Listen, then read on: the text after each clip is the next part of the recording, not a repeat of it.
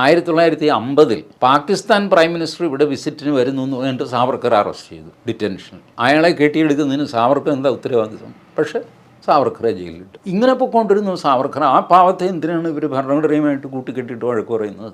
അപ്പം മൊത്തത്തിൽ നരേന്ദ്രമോദിയെ ഒരു വില്ലനായിട്ട് കാണിക്കാൻ ഇവർ ശ്രമിച്ചു. അത് നടക്കുന്ന കേസല്ല. കാരണം ഇതിൻ്റെ സാമർഥ്യം എന്തൊക്കെ പറഞ്ഞു കഴിഞ്ഞാലും നരേന്ദ്രമോദിക്കാണ്. ഈ പറഞ്ഞ വാക്കുകൾ തിരിച്ച് അടിക്കുക, ഇതിനൊക്കെ മിടുക്കൻ ഇപ്പോഴും നരേന്ദ്രമോദിയാണ്. നരേന്ദ്രമോദി പ്രധാനമന്ത്രി മാത്രമല്ല, ഒരു അസ്റ്റ്യൂട്ട് പൊളിറ്റീഷ്യനുമാണ്. അസാധാരണനായൊരു രാഷ്ട്രീയക്കാരനാണ് നരേന്ദ്രമോദി. അല്ലെങ്കിൽ 3-ാം തവണ പ്രധാനമന്ത്രി ആകാൻ ആർക്കെങ്കിലും പറ്റുമോ? ഇപ്പോൾ 2 തവണ പിണറായി വിജയൻ ഇവിടെ മുഖ്യമന്ത്രിയായി. മിടുക്കനല്ല എന്ന് പറയാൻ പറ്റുമോ? നമുക്ക് 110 കുറ്റം പറയാം, പക്ഷേ ആ മനുഷ്യൻ മിടുക്കനാണെന്ന് സമ്മതിക്കണം. അയാൾക്ക് ബുദ്ധിയില്ല എന്ന് വിചാരിക്കരുത്. പ്രതിപക്ഷത്തിന് സംഭവിക്കുന്നത് മോദി പൊട്ടനാണ്.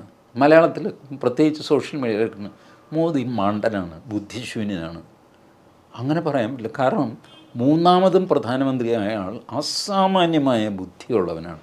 നിങ്ങൾക്ക് ഇഷ്ടപ്പെടില്ലായിരിക്കാം, അല്ലെങ്കിൽ പോളിസി ശരിയല്ലായിരിക്കാം, ഞാനതിൽ തർക്കിക്കാനില്ല. ബട്ട് അങ്ങനെ ബുദ്ധിയില്ല എന്ന് പറയരുത്. ഒരിക്കൽ കൂടെ അങ്ങനെ അത് പ്രൂവ് ചെയ്തു. 2 ദിവസം പാർലമെൻറ്റിൻ്റെ വെറുതെ പോവുകയും ചെയ്തു.